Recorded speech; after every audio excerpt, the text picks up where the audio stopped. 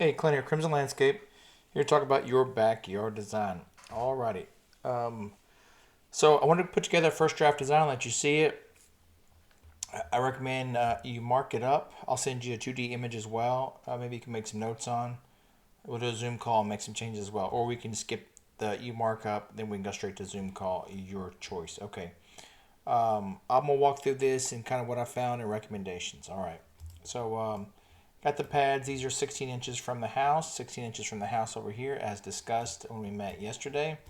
The gaps in the pads are 6 inches, and these pads are 3 feet wide all the way down, and they're evenly distributed. So I believe they're like 5'9" or 6 foot. Just I did the math real fast.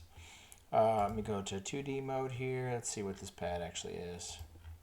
So your main living space pad now becomes roughly 11 feet 4 inches by 15 feet 6. So this is going to be 11.4 by 17. So it's a pretty big pad. Then of course the sitting wall down here with the stone veneer and the limestone coping. Or we can do travertine, but for the cost, most people do the limestone.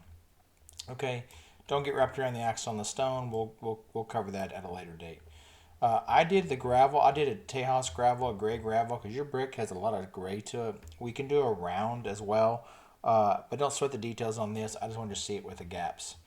And this, of course, is a gap for the water fountain. This is a 4 foot by 4 foot square, so you can fit whatever size water fountain. If you think about getting a bowl, there's some real nice bowls. They're kind of expensive though. They're around $3,000 a piece, and they're super heavy. We can do a bowl as well. I just want to make sure the gap's big enough. So we have to narrow that down, of course, on what you like. Near the house, let me delete this. I have the concrete pad swapped out in this particular version, so it's a new concrete pad, so everything matches. Then here's how it lines up on the side over here. With this is your area for your water hose.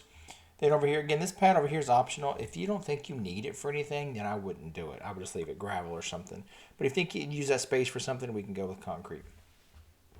Um, Even if you ended up deleting these pads here and you decide you don't want these and you want turf to go to the house, or we go straight across here with a border, and this becomes a landscape bed and you just use this as turf. Because the thing you go with turf is multi-purpose. Turf you can walk on. Turf's good for higher traffic. Um, Unless you just like the concrete look, then you certainly can go with the concrete. Down the side of the house, here's how it's made it symmetrical. So it's symmetrical and it parallels the house. This is how I did it. Don't sweat drainage, don't sweat gutter drainage. We'll talk about that at a later date. Then we have gravel in here. Again, on the side of the house, we've talked about if you don't, unless you have a lot of foot traffic going down the side of the house, you don't need the concrete on the side of the house. You can walk on the gravel, or we can put turf on the entire side of the house, and you can walk on either one. What makes sense for you. But if you like the concrete on the side of the house, awesome. I did add at least one light on the side of the house, maybe two, for security purposes. Okay. For the tree, I end up doing a 5 foot by 5 foot square for the tree with lights in it. I looked at the plants, looked at the landscape bed, because everything is so geometric and everything has kind of a purpose to it. I couldn't make the curved plant bed work the way I wanted it to work. So that's what I ended up with this. What we could do is we could end up installing the border wall and all the concrete, then come back. Okay, now we know how this is going to look. Then let's look at designing our landscape now after we get that installed. Here's your border wall. Obviously, this height is not right. The software doesn't do slope very well, so it's either one level or the other, so that's why you see it like it is. I have just the gravel down here. Again, I know you wanted some sort of flagstone back here. I just didn't do that yet because I wanted to narrow down the overall look. They got one step down. So in this case, we use the wall all the way around. It's just super easy to frame the wall this way and put a step down from a cost perspective than it is to turn this back out this way and come across this way. We could do that, but the way I did it was you can have that space down here in the corner that you want to for the sitting area if you wanted it. Or we can just go straight across if you wanted to as well, if you wanted to save a bit of money. Say straight across here, then put the one step down inside the landscape bed if you wanted to. It would save you about 5 feet of turn right here and pick up your backyard. I would always advise maximizing backyard usable space. If we can have it, because it's a 7 foot gap here, if we can have this whole thing a 7 foot gap and that space down there just end up being plants for long term, I would advise to do that just for the simple fact that if you end up selling your house in a decade or so, the or even 20 years or so, the candidate to buy your house is probably going to be somebody in their 30s with kids. So maximum backyard space makes the most sense. That's just my take on it. Lights along the back fence, and of course these are just Turk's cap, and these are some what are these? Everilla sedge, then gravel, of course, everywhere else. We can do brown gravel. We can do turf.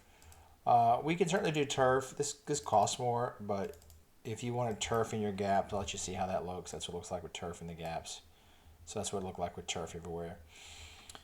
We go back to the other way. Let me look at it with brown.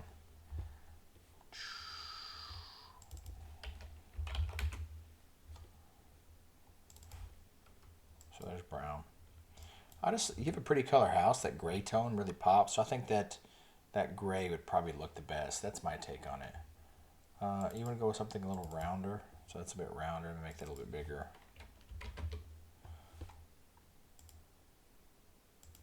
So it depends on, of course, which one you pick. The Mexican beach pad will be kind of expensive for as much as you need. I don't want to overdo this part of it, but you get the gist. Okay, let me look at lights.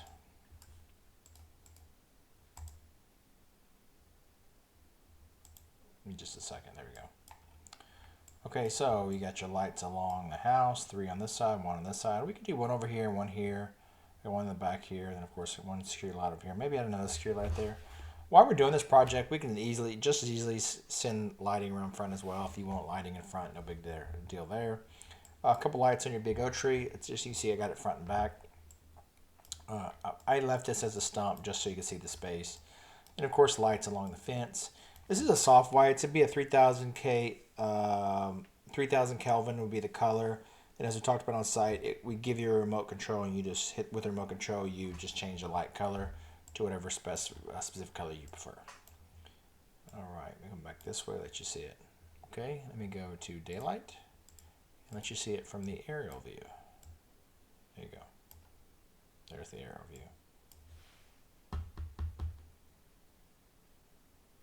Okay, we pause there. I'm gonna send this over to you tonight. We just have a lot of requests right now, so I'm gonna get yours sent out sooner than later. Then I suggest we jump on a Zoom call, or you send me your notes. Either way, whatever's easier for you. If you're a first-time guest, seeing one of our videos and you have questions, you can check us out at crimsonlandscape.com.